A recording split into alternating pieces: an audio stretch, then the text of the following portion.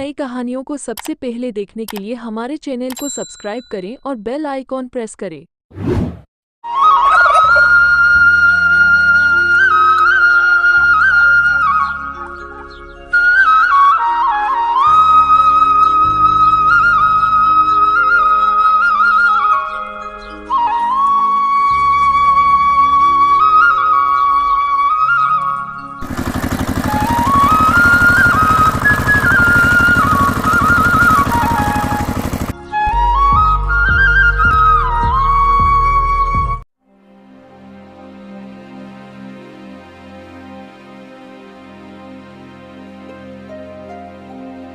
ए जी, अब हम क्या करेंगे?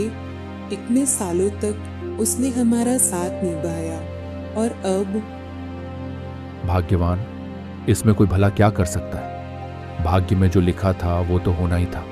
अब पता नहीं आगे से घर का गुजारा कैसे चलेगा। सीतापुर गांव में गोवर्धन नाम का एक ब्राह्मण था। उसके पास थोड़ी खेती थी। खेती के लिए 2 बैल थे। कालांतर में उनमें से एक बैल मर गया। एक बैल से खेती नहीं होती थी और दूसरा बैल खरीदने के लिए गोवर्धन के पास पैसे नहीं थे। इसलिए दोनों पति पत्नी चिंता में थे। उनका एक पुत्र था जो पढ़ाई के लिए आश्रम में गया था। कुछ दिन बाद ब्राह्मण का पुत्र पढ़ लिख कर विद्वान बनकर घर लौटता है। अरे अरे, देखो तो भाग्यवान कौन आया है। हमारा पुत्र वापस आ गया है, जल्दी से बाहर आओ। क्या मेरा पुत्र वापस आ गया? कैसा है तू बेटा? लौटने में इतना समय क्यों लगा दिया? तेरे मुख को देखने के लिए तेरी माँ की आंखें तरस गई थी। माँ मैं ठीक हूँ। आप दोनों कैसे हो? विद्या का समय पूरा होते ही मैं आपके पास वापस लौट आया। मैंने भी आप दोनों को बहुत याद किया। आज आ गया है तो कहीं मत जाना। मैं तेरे लिए कुछ अच्छा सा खाने को बनाती हूँ। अब पिता पुत्र दोनों बातें करने लगते हैं। तभी पिता अपनी सारी समस्या अपने पुत्र को बताते हैं। दोनों परेशान हो गए कि अब घर कैसे चलेगा। दूसरे दिन सुबह ब्राह्मण का बेटा अपने मित्र से मिलने जाता है। दोनों बात कर ही रहे थे, वहीं उसने अपनी चिंता के बारे में मित्र को बताया। तभी मित्र ने कहा, इस समस्या का एक उपाय हो सकता है। हमारे राज्य का राजा बड़ा उदार और दयालु है। अगर तुम उनसे जाके सहायता मांगो तो वो अवश्य तुम्हारी सहायता करेंगे। लेकिन मित्र, इसमें भी एक समस्या है। और ये है कि मेरी शिक्षा पूर्ण होने पर हम सभी शिष्यों को कोई एक नियम लेना था, जिसमें मैंने यह नियम लिया है कि मैं कभी किसी से कुछ नहीं मांगूंगा। तो मैं तो राजा से नहीं मांग सकता। इतना कहकर वो वहां से घर आ जाता है। अभी अचानक उसे एक विचार आया। उसने अपने पिता से कहा, मैंने किसी से भीख न मांगने की शपथ ले रखी है। इसलिए मेरा सुझाव है कि अगर आप राजा के पास जाकर सहायता मांगो तो कैसा रहेगा? मैंने कभी कोई राजा नहीं देखा या राजा का दरबार नहीं देखा। मैं उनके सामने कैसे कुछ मांग सकता हूँ? मुझे तो यह भी नहीं पता कि उनके सामने कैसे उपस्थित होना है।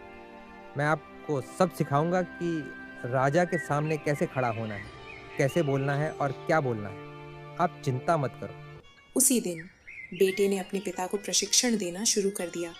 उसने खेत में घास के पुतले बनवाए और राजा का दरबार बनवाया।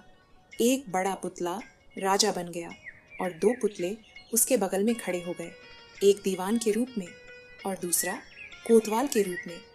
पिता और पुत्र इस दरबार में दाखिल हुए। राजा की जय हो, यह कहकर पुत्र ने राजा को प्रणाम किया। यह देखकर पिता भी झुक गया।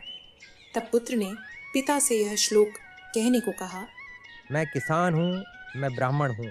मेरे बैल थे 2, एक बैल चला बसा। हे राजा, अब एक और आप दो।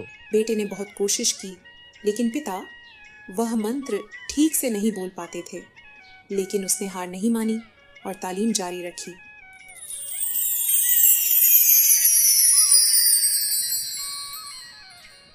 अब ब्राह्मण ने इस श्लोक को पढ़ना सीख लिया। घास के दरबार में उसने इस मंत्र का पाठ किया। मैं किसान हूँ, मैं ब्राह्मण हूँ, मेरे बैल थे 2, एक बैल चल बसा। हे राजा, अब एक और आप दो। वाह वाह पिताजी, आपने तो बहुत अच्छे से बोला। अब आप दरबार जाने के लिए पूरी तरह से तैयार हैं। हम कल ही दरबार में जाएंगे। अगले दिन पुत्र अपने पिता को राजा के दरबार में ले गया। पिता पुत्र राजा को प्रणाम कर एक तरफ खड़े हो जाते हैं। ब्राह्मण यह देखकर हैरान रह गया कि यहाँ घास के पुतलों की जगह जीवित और जागृत लोगों का समूह है। राजा ने कहा, आइए पंडित जी, हमारे दरबार में आपका स्वागत है। कहिए, कैसे आना हुआ? तभी पंडित ने रटा हुआ श्लोक बोलना शुरू किया। मैं किसान हूँ, मैं ब्राह्मण हूँ, मेरे बैल थे 2, एक बैल चल बसा। हे राजा, अब एक और आप ले लो। घबराहट में वो 2 की जगह लो बोल पड़ा। पंडित जी, लगता है आपके घर में बहुत सारे बैल हैं। आपकी कृपा से अब बहुत से बैल होंगे, आज तो एक ही बैल है। अब ब्राह्मण का संकोच नष्ट हो गया। वह बोला, महाराज, मैं एक गांव का गरीब किसान हूँ। भगवान की दया से मेरे पास जो थोड़ी सी ज़मीन है उस पर मैं खेती कर रहा हूँ। इस श्लोक को रटने में कुछ महीने लग गए, लेकिन जब बोलने बैठे तो कहा गया कि लो लो। तो राजा जी, अकेले बैल से वैसे भी खेती नहीं होने वाली, इसलिए मैं अपना बैल आपको खुशी खुशी भेंट करता हूँ। मुझे इसमें कोई आपत्ति नहीं है। आपको नहीं, बल्कि हमें है। हम अपने रैयत का इतना उदार हृदय देखकर बहुत प्रसन्न हैं। हम आपके बैल को स्वीकार करते हैं और आपको 2 बैल और कुछ खान पान की वस्तुएं भेंट स्वरूप देते हैं। यह आपकी उदारता का फल है, तो कृपया यह स्वीकार करें। आपकी भेंट आपके घर पहुंचा दी जाएगी। आप निश्चिंत होकर घर जाइए।